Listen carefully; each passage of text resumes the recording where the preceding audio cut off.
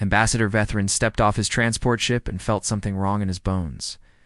The Earth diplomatic station floated in the cold black of space, just as it always had. The metal walls looked the same. The docking ports were in their proper places. But something was missing: sound. Life. The gentle hum of human activity that always filled these halls. He walked through the entrance corridor with slow, careful steps. His 4 eyes scanned every corner. The lights were dim, running on emergency power only. The air recyclers made a soft, lonely noise. Nothing else moved. "Hello?" His voice echoed back to him. "Ambassador Chen." "Station Chief Rodriguez." No answer came. Veteran had visited this station many times over the past 30 years. Humans always greeted him with warm smiles and offers of their strange brown drink called coffee. They would shake his hand even though his fingers numbered 6 instead of 5. They would ask about his family, remember the names of his children, laugh at jokes that were not even funny. Now there was only silence. He found the main control room empty. Coffee cups still sat on desks, half full and cold. A child's drawing hung on one wall, showing a human girl holding hands with a Korvathi. Personal items remained in their places. Family pictures. Small plants. A worn book with a cracked spine, but every human was gone. Veteran's hearts began to beat faster. He activated his emergency communicator and called the Galactic Council. Within hours, reports flooded in from across the galaxy. The story was the same everywhere. Every human had vanished. Not just from Earth stations. From the trade worlds where they sold their strange art and music. From the frontier colonies where they worked alongside other species. From the mixed species stations where they lived with their alien friends and partners. From the council headquarters itself. Gone. All of them. In a single night, no messages. No warnings. No goodbyes. The Galactic Council called an emergency meeting. 12 species sent their highest representatives to the Great Chamber on Station Prime. They sat in a circle, their different bodies filling chairs designed to hold many forms. Some had scales. Some had feathers. Some, like Veteran's people, had smooth gray skin and too many eyes. High Counselor Mirax stood at the center. She was a crystalline being, her body made of living glass that caught the light and scattered it into rainbows. She had led the council for 300 years. In all that time, she had never looked so confused. "We must have answers," she said. Her voice rang like bells. "Where have the humans gone? Why did they leave? What have we missed?" The representatives looked at each other. No one spoke. Counselor Drixful of the hegemony broke the silence. He was a massive creature, built for war, his body covered in natural armor. His people respected only strength. "Perhaps they simply left," he said. His voice was like grinding stones. Humans were always strange, emotional, unpredictable. They probably found some other place to be dramatic.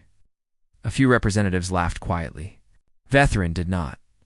The Zelthari ambassador raised one of her delicate tentacles.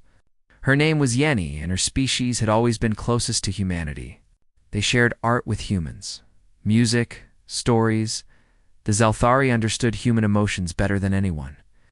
"I must share something," Yenny said. Her voice was soft, worried. "In recent weeks, our human friends seemed ... sad, not angry, not resentful, just quietly heartbroken. We asked them what was wrong, but they only smiled and said it was nothing." "Sadness is not an explanation," Counselor Drixfell said. "Sadness is weakness. Sadness is information," Yenny replied. "We simply failed to read it." High Counselor Mira Axe waved her crystalline hand. "This is not helpful. We must focus on practical matters. Yes, the humans are gone. But surely the galaxy can function without one species. They were useful, I admit, creative, optimistic, good at solving small problems. But we have managed before they arrived, and we will manage now." The chamber murmured in agreement.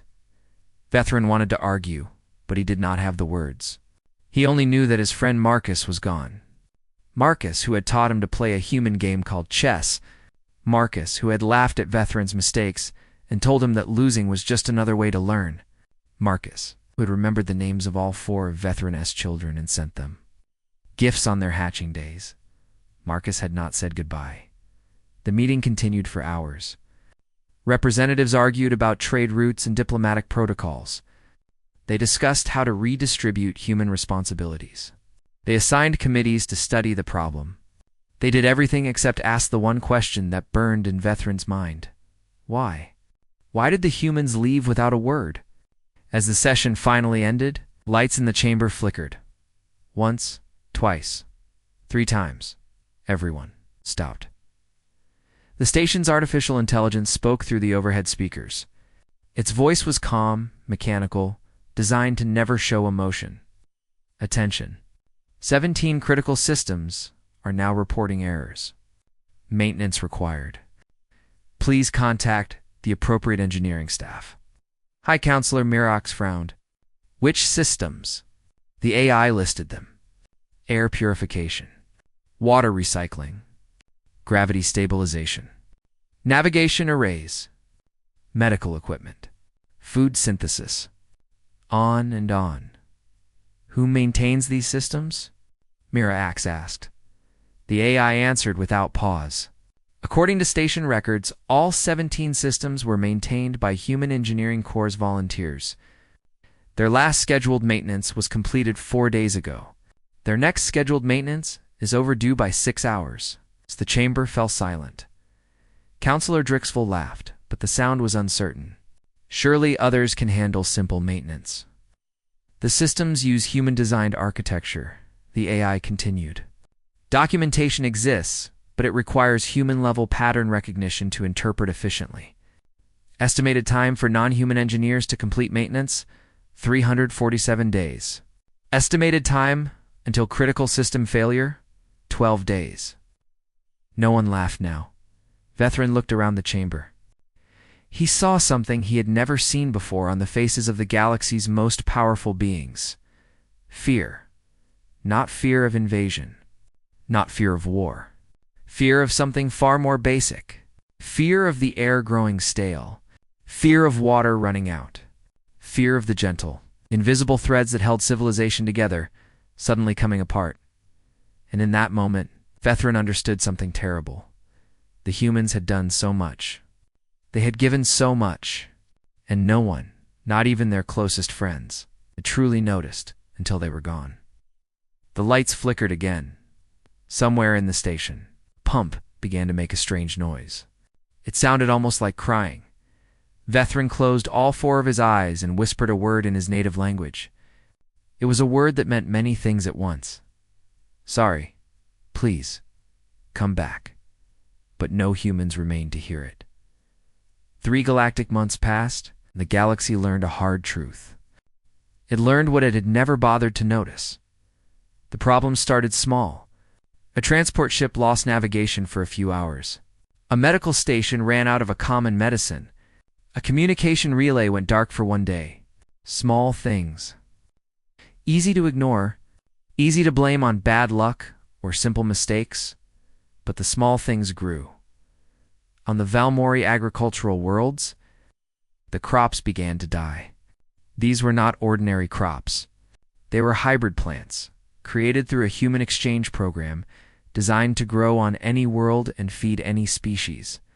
The Valmori had celebrated these crops as a great achievement of Galactic cooperation. Now the plants withered in their fields. Elder Kashana of the Valmori called her best scientists together. They examined the irrigation systems, the soil composition, the atmospheric controls. Everything seemed correct. But the crops still died. The watering system uses a human algorithm, one scientist finally admitted. Her voice was small, embarrassed. It adjusts water flow based on thousands of tiny variables. Temperature, humidity, time of day, phase of the local moon. We never learned how it worked. We just trusted it. Then fix it, Elder Koshana demanded. We cannot. The code is written in a human programming language. The comments are in human script. We can read the words, but we cannot understand the meaning. It would take years to learn. The Valmori did not have years. They had weeks before their food supply failed. On the Corvathi medical stations, a different crisis unfolded. Their universal vaccines, which protected against diseases from 100 different worlds, began to run out. These vaccines had been the pride of galactic medicine. Any species could visit any planet without fear of illness. Dr. Threshka, chief medical officer of the largest Corvathi hospital, searched desperately for the vaccine formula. He found it in the medical database. It was carefully recorded and labeled, but the formula made no sense. It used human measurements, human chemical names, human medical terms. Worse, it referenced something called gut feeling adjustments and creative intuition modifications. The human scientists who created it had adjusted the formula based on instinct, on experience, on something they could not put into numbers. They made medicine with their hearts, Dr. Threshka whispered. He did not mean it as praise. He meant it as despair. The Zelthari communication network, which connected the entire galaxy, began to fragment. Messages arrived late or not at all. Trade agreements fell apart because confirmations never reached their destinations. Families on different worlds lost contact with each other. Ambassador Yenny called an emergency session. The network backbone is failing, she reported.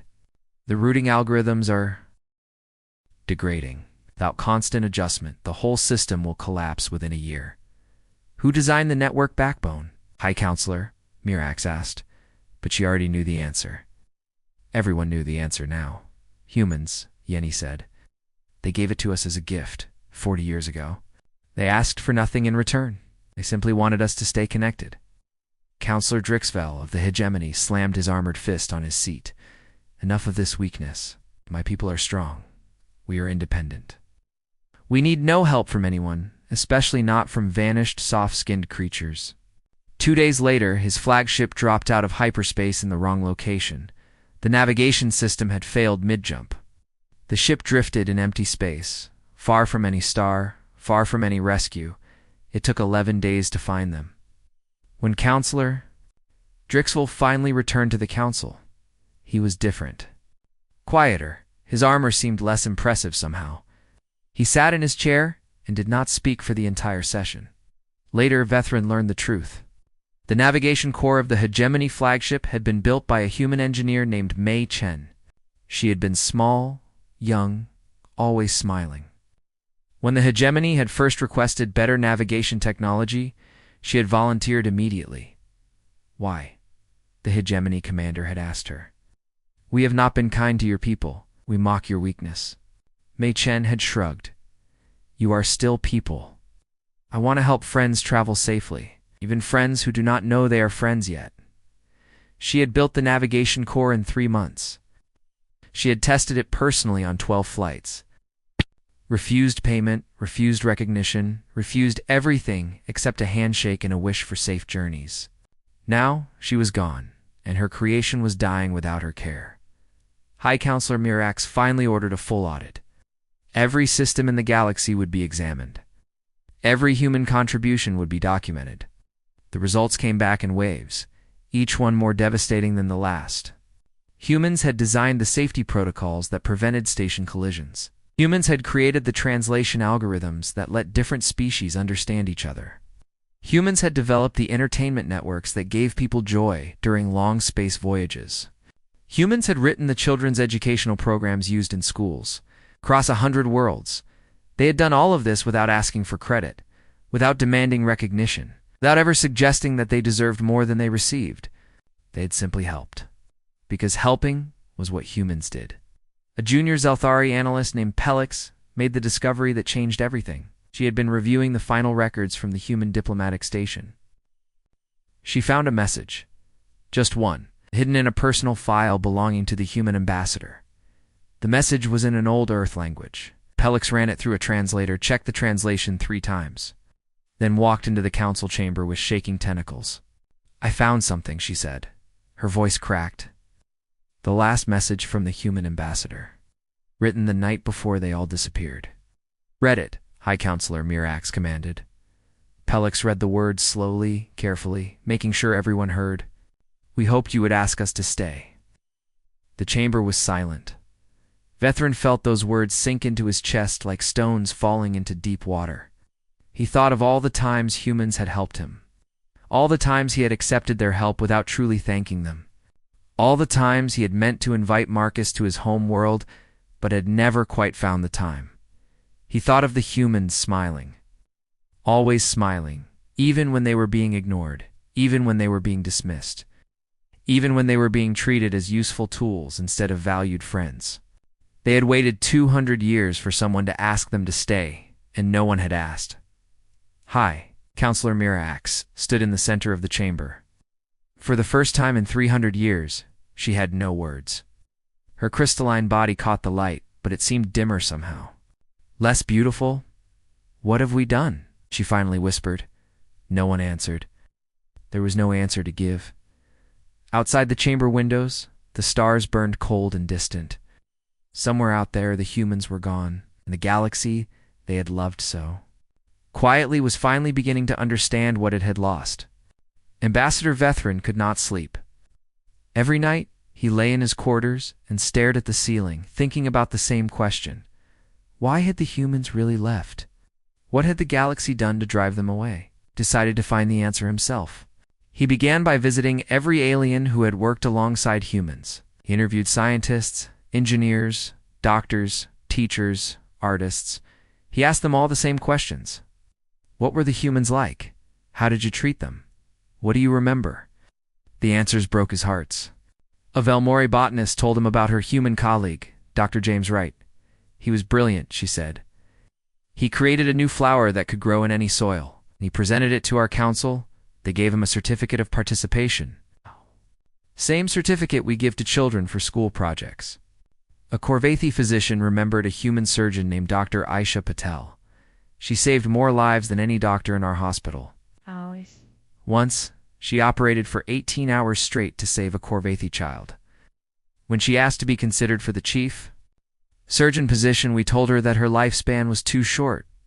She would die before she could complete the standard 40-year training program. A hegemony warrior spoke of his human combat instructor, Sergeant Marcus Chen. He was the finest fighter I ever knew. He adapted to our gravity, our weapons, our style of battle. He never complained, never showed weakness.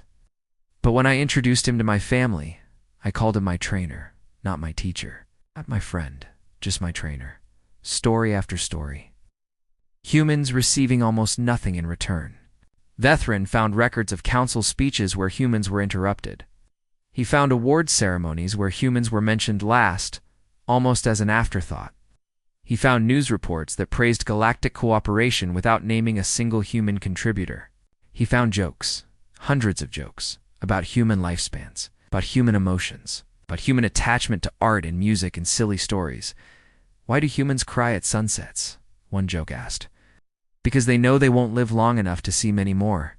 The council representatives had laughed at that joke. Vethrin had laughed at that joke.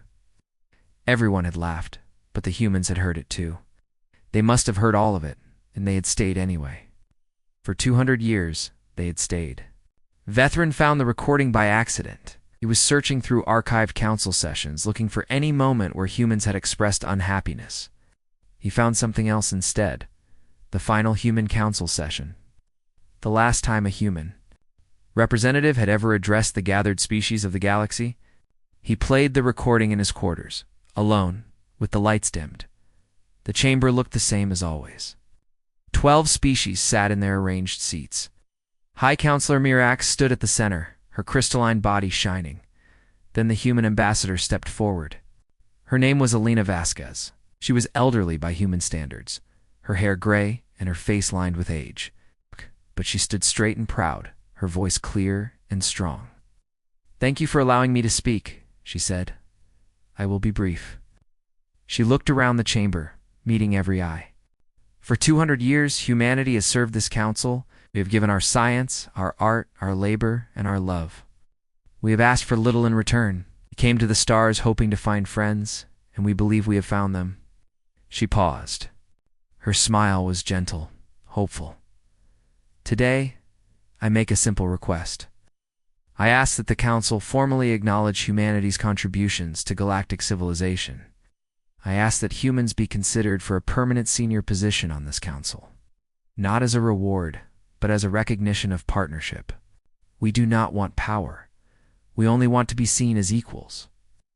The chamber was quiet for a moment. Then Counselor Drixville laughed. It was not a cruel laugh exactly. It was the laugh of someone who had heard something absurd, something not worth taking seriously. "A senior position," he said, "for a species that lives barely a century, you would be dead before your first term ended." A few other representatives chuckled. Not many, but enough. Ambassador Vasquez's smile flickered just slightly. "Our lifespans are short, yes, but perhaps that is why we value every moment so deeply. Perhaps that is why we work so hard to help others. We know our time is limited, so we try to make it count." High Counselor Mirac spoke next. Her voice was patient, like a parent explaining something to a child. "Ambassador Vasquez, we appreciate humanity's contributions." "Truly we do. But the Council has traditions, protocols. A species must demonstrate stability over many generations before being considered for senior membership. Your people have been among the stars for only 200 years. That is not enough time." "How much time would be enough?" Lena asked quietly. No one answered. "I see," Elena said. She nodded slowly. "Thank you for your honesty." She did not argue. She did not raise her voice. She simply turned and walked out of the chamber. No one stopped her. No one called after her. No one asked if she was all right. The recording ended. Vethrin sat in the darkness for a long time. His chest hurt. His eyes burned with tears he had not known his species could produce. He thought about Lena Vasquez walking out of that chamber. He thought about her returning to her quarters, perhaps making a cup of that brown drink called coffee. He thought about her sitting alone, looking out at the stars she had loved so much, and then sending a quiet message to every human in the galaxy. He did not know what that message said. He would probably never know, but he could imagine it. Come home. They do not see us. They will never see us. It is time to go. The next morning, Vethrin called an emergency council session. He played the recording for everyone. The chamber was silent when it ended. Counselor Drixville's armor seemed to shrink around him. High Counselor Mirax's light had dimmed to almost nothing. "We did not hate them," someone whispered. We just did not think about them." "Perhaps that is worse," Vethrin said. Before anyone could respond, a communication alert sounded. A message was coming in from deep space, from far beyond the edges of known galactic territory. The Zelthari homeworld was receiving a transmission. The signal was weak, but clear. It contained coordinates to a star system that existed on no galactic map. A system hidden in a region of space that no one had ever explored. And the signature was unmistakably human. The council stared at the coordinates. They appeared on the central display, pulsing with soft blue light. Somewhere out there, the humans had found a new home. Or perhaps they had built one, and for the first time since they disappeared, someone in the galaxy knew where they were. Ambassador Yenny asked. Vethrin stood up. His 4 eyes were still wet with tears. "We go to them," he said. "We find them. And we finally say what we should have said 200 years ago. What is that?" "High Counselor?" Mirax asked. Vethrin's voice cracked as he spoke. "We asked them to stay.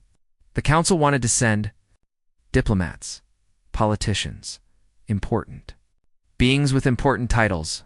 Vethrin said no. Ow. "Humans do not need our politicians," he argued. "They need to see that we understand, that we care. We must send people who truly loved them." So they assembled a different kind of delegation. Ambassador Vethrin volunteered first. He had lost his friend Marcus, and he would not rest until he found answers. Dr. Sela came next. She was a Valmori scientist, small and quiet, with silver scales that shimmered when she moved. Her human colleague, Dr. James Wright, had saved her daughter's life 10 years ago. The child had been dying from a rare disease. No Valmori cure existed. Dr. Wright had spent 3 weeks without sleep, testing hundreds of combinations, until he found a treatment that worked. "He never asked for anything," Dr. Silla said. "He just smiled and said he was glad to help." The third member was young Kethrix, a pilot from the Hegemony. He was barely an adult by his people's standards, his armor still soft and growing. His human mentor, a woman named Captain Sarah Cole, had taught him how to fly, but she had taught him more than that. She had taught him that strength did not mean cruelty, that power did not require pride, that a warrior could be gentle and still be brave. She told me it was okay to be afraid, Kethrix admitted. She said fear just meant you had something worth protecting. The three of them boarded a small ship and set course for the unknown coordinates. The journey took weeks. They traveled past the edge of explored space, into regions that no galactic map had ever recorded. The stars here were strange and cold, burning in colors that seemed wrong somehow. But then the strangeness became beautiful. They passed through a nebula that had been shaped into art. The gas clouds formed patterns that looked like flowers, like faces, like reaching hands. Humans had done this. Somehow, impossibly, they had taken the raw material of space and made it beautiful. How long did this take them? Dr. Scylla whispered. Kethrix checked his instruments. The energy signatures suggest decades of work. They must have started this before they even left the galaxy. They'd been planning. All those years of smiling and helping and being ignored, the humans had been building something in secret. A home they could escape to when the galaxy finally broke their hearts. The delegation pressed on. They passed asteroid. Fields arranged like gardens, each rock placed precisely, each mineral vein exposed to catch the starlight. It was useless, in practical terms. It produced nothing. It served no purpose except to be beautiful. Vethrin understood then. The humans had not just left, they had created. In their pain, in their disappointment, they had still chosen to make the universe more wonderful. That was who they were. Finally, they arrived at Sol Novus. The star hung in the center of the system. Stable and warm, burning with golden light, it should not have existed. Stars did not form naturally in this region of space. The humans had built it, or moved it, or somehow convinced the universe to put it exactly where they needed it. Around the star orbited 12 worlds, 12 perfect worlds. Each one had been terraformed with impossible skill. Blue oceans sparkled under alien suns. Green forests covered rolling hills. Cities rose from valleys, their architecture unlike anything the delegation had ever seen. Not harsh or efficient, like most galactic construction. Graceful, artistic, made with love, ships moved between the worlds in peaceful patterns. Communications channels carried the sound of music, laughter, conversation. Children called to each other across frequencies that should not have supported voice transmission. The humans had built paradise. Vethrin felt tears running down his face again. He had not known he could cry so much. They landed on the largest world. In a city that seemed to be made of light and growing things, the buildings curved like trees. Gardens bloomed on every rooftop. A fountain sang in the central square, its water catching rainbows from the engineered sun. And there, waiting for them, stood a delegation of humans. Vethrin recognized the woman at the front, Alina Vasquez, the same ambassador who had walked out of the council chamber so many months ago. She was older now, frailer, but her eyes were still sharp, and her smile was still gentle. Ambassador Vasquez, Vethrin said. His voice shook. Ambassador Vethrin, she replied. We wondered if anyone would come. There was no anger in her voice, no bitterness. Just a quiet, tired sadness that hurt worse than rage. Dr. Scylla stepped forward. Dr. Wright, is he here? I must thank him. I must tell him what he meant to us. Lena's smile softened. James is here. He will be glad to see you. Kethrix spoke next, his young voice uncertain. Captain Cole, my teacher. I need to speak with her. She speaks of you often. The delegation looked around at the beautiful world the humans had created, at the happy faces, the peaceful streets, the children playing without fear. Why? Vethrin finally asked. Why did you send the coordinates? Why let us find you? Alina was quiet for a moment. She looked up at the engineered sun, her face bathed in golden light. Because we still hoped, she said. Even after everything, We still hoped you would come. She turned and led them toward a large building at the center of the city. It looked like a meeting hall, but also like a home. It's comfortable, welcoming. Human inside, more humans waited. They nodded at the alien delegation, their expressions a mixture of curiosity and caution. 200 years of rejection had taught them to be careful. Alina led them to a large window that overlooked the city. Behind the glass, a holographic display floated in the air. Numbers, counting down 30 days. 29 days, 23 hours. The numbers dropped steadily, inevitably. "What is that?" Vethrin asked. But he felt the answer in his chest before Alina spoke. "Then 30 days," Alina said quietly. "We will activate a device that will seal Sol Novus from the rest of the galaxy. Permanently, no one will be able to find us. No one will be able to reach us. We will be alone, finally and forever." The delegation stared at the countdown. "You cannot," Dr. Sela whispered. "We can," Alina replied. "We have been building this system for 70 years. We have prepared for every possibility. We do not need the galaxy anymore." "The galaxy needs you," Ketherick said. Alina turned to look at him. Her eyes were sad, but steady. "Does it? Or does it just need what we can give?" The question hung in the air like a blade. Vethrin looked at the countdown. 30 days. In 30 days, humanity would be gone forever. Not dead, not conquered, not destroyed, just ... separate. Safe. From the galaxy that had taken their love and given nothing back, he had 30 days to prove that the galaxy could be more than that. He had 30 days to find the right words. He prayed it would be enough. The delegation spent 3 days preparing their arguments. They gathered data. They wrote speeches. They assembled offers that would make humanity impossible to refuse. Senior council seats for human representatives. Monuments on every world honoring human contributions. Holidays celebrating human culture. Reparations for centuries of neglect. Treaties promising eternal respect and recognition. It was the greatest diplomatic package ever assembled. On the 4th day, they presented it to Alina Vasquez. She listened patiently to every word. She reviewed every document. She examined every promise. Then she pushed it all aside. "No," she said. Vethrin felt panic rising in his chest. "No, Ambassador Vasquez, please. This is everything we have. Everything we can offer." Lena shook her head slowly. Her gray hair caught the light from the window. Behind her, the countdown continued. 26 days remained. "Still do not understand," she said. "We never wanted monuments. We never cared about seats or treaties or holidays. We are not a species that needs to be honored." "Then what do you want?"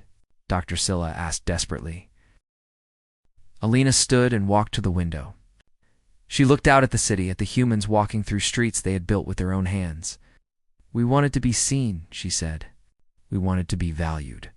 Not for what we could give, but for who we are." She turned back to face them. 200 years.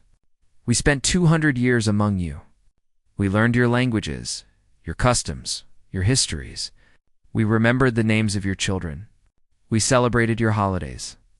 We cried at your funerals. We loved you." Her voice cracked slightly. "Did anyone ever ask us about our holidays? Did anyone learn the names of our children? Did anyone celebrate when we succeeded, or mourn when we lost someone dear?" The delegation was silent. "You saw us as useful," Elena continued. "Kind, helpful. Strange little creatures who made nice things and died too quickly to matter. You were not cruel. You were not hateful. You were simply ... blind. And that blindness hurt more than hatred ever could." Vethrin felt the words strike him like physical blows. He thought of Marcus. All those years of friendship, and he had never once asked Marcus about his family back on Earth. He had never learned the name of Marcus's mother, or visited the grave of Marcus's father, or asked what human holidays meant. He had taken everything and given nothing. The countdown continued. 25 days now? Dr. Sela stepped forward. Tears ran down her silver scales. I need to tell you about Dr. Wright, she said. About James? Alina tilted her head, listening. When my daughter was dying, he worked for 3 weeks without rest. I watched him. I saw his hands shake from exhaustion. I saw him weep when treatments failed. He did not know I was watching. She took a shaky breath. On the night he found the cure, he did not celebrate. He did not even tell me right away. He went to the hospital chapel and prayed. He thanked his God for allowing him to save a child he had never met. She looked at Alina with wet eyes. I never asked what his God was. I never asked why he prayed or what prayer meant to him. He saved my daughter's life, and I never thought to learn what gave his life meaning. She fell to her knees. I am so sorry. James deserved better than me. The room was quiet except for Dr. Scylla's soft crying. Then Ketherick spoke. He was young. His armor still soft, his voice uncertain. But he stood straight and spoke clearly. Captain Cole taught me to fly, he said. But that was not the important thing. The important thing was what she taught me about myself. He looked down at his clawed hands. My people believe that fear is weakness, that admitting uncertainty is shameful. I was taught from birth to hide everything soft about myself, to become hard, to become strong. He met Elena's eyes. Sarah saw through all of that. On my first day of training, I froze at the controls. I was terrified. I thought I would be expelled. I thought I would disgrace my family forever. His voice softened. Shh. She sat next to me. She put her hand on my shoulder. She said, being afraid means you understand the stakes. Only fools feel nothing before they fly into the unknown. Then she smiled and said, lucky for you. I am an excellent teacher of wise cowards. A tear ran down his armored face. No one in my entire life had ever called my fear wisdom. No one had ever made me feel that my weakness was a gift. He stepped forward. Sarah did not just teach me to fly. She taught me that I could be gentle and still be brave. She taught me that strength is not about hiding pain. She taught me that the softest hearts can hold the greatest courage. He knelt beside Dr. Scylla. I was too afraid to tell her. I was too ashamed to say thank you. And now I may never see her again. Lena stood very still. Her eyes glistened. Finally, Vethrin stepped forward. His 4 eyes were wet. His voice was barely a whisper. Marcus, he said. My friend Marcus. Wu could not speak for a moment. The words were too heavy. He taught me to play chess. A silly game. Moving little pieces around a board. I thought it was pointless at first. A waste of time. He laughed softly. But Marcus said chess was not about winning. Chess was about understanding your opponent, seeing the world from their perspective, learning to appreciate how they think. He looked at Alina. I never understood what he meant. I thought I was learning a game. But Marcus was trying to teach me something much more important. He was trying to teach me to see. His voice broke. I failed him. I played chess with him for 20 years, and I never once tried to see the world through human eyes. I never asked why you create art that has no purpose. I never asked why you tell stories about things that never happened. I never asked why you love so deeply and so quickly, even when that love will end in your short deaths. He fell to his knees beside the others. We did not deserve you. Any of you. You gave us everything, and we gave you nothing but blind indifference. He looked up at Alina. I cannot offer you treaties. I cannot promise monuments. I can only tell you that I am sorry. That I see you now. That I will spend whatever time I have left learning to see you better. The countdown showed 24 days. Alina Vasquez looked at the 3 aliens kneeling before her. Tears ran down her wrinkled face. She walked to a console and pressed a single button. The countdown stopped. That, she whispered, is all we ever needed to hear. The delegation looked up in shock. Alina smiled through her tears. You did not come with offers. You came with love. You finally saw us. You finally spoke the words we waited 200 years to hear. She extended her hand. Welcome back, my friends. Let us begin again. Humanity returned to the galaxy. Not as servants. Not as helpers. not as useful creatures who made nice things. They returned as equals, as partners, as friends finally seen and finally valued. The Galactic Council created a new tradition. Every session began with a moment of gratitude. Each species acknowledged the contributions of others. No one was overlooked. No one was forgotten. The Sol Nova system remained open. Its coordinates became public. It served as a retreat, a reminder, and a promise. A promise that the galaxy would never again let silence speak louder than love. And in the great hall of the council, a new statue stood. Not a hero, not a conqueror, just a simple human hand extended in friendship. The inscription read, "We stayed because we hoped. We left because we loved you enough to let you learn. We returned because you finally asked." Ambassador Veteran visited the statue every day for the rest of his life. Sometimes Marcus came with him. They would sit together in comfortable silence, watching the stars through the great windows. They never played chess anymore. They did something better instead. They simply talked and listened and saw each other clearly at last. In the end, that was all either of them had ever really wanted.